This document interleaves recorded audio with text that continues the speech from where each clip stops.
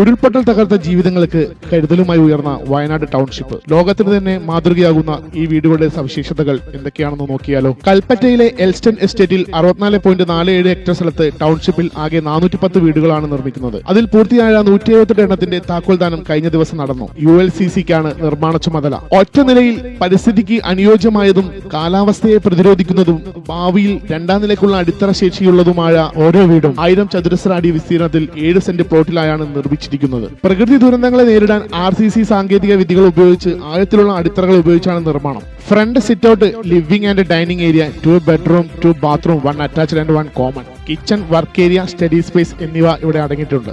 Vitrified tile flooring, anti skid toilet tiles, granite kitchen counter, UPVC windows with 20 year warranty, premium exterior and interior paint with 7 year warranty. ഇവയൊക്കെ തന്നെ ഈ വീടിന്റെ ഗുണനിലവാരം വിളിച്ചോതുന്നവ. ലൈറ്റും ഫാനും അടക്കമുള്ള സംവിധാനങ്ങൾക്കൊപ്പം ആവശ്യത്തിനുള്ള ഫർണിച്ചറുകൾ കൂടി നൽകുമെന്ന് മുഖ്യമന്ത്രി അറിയിച്ചിട്ടുണ്ട്.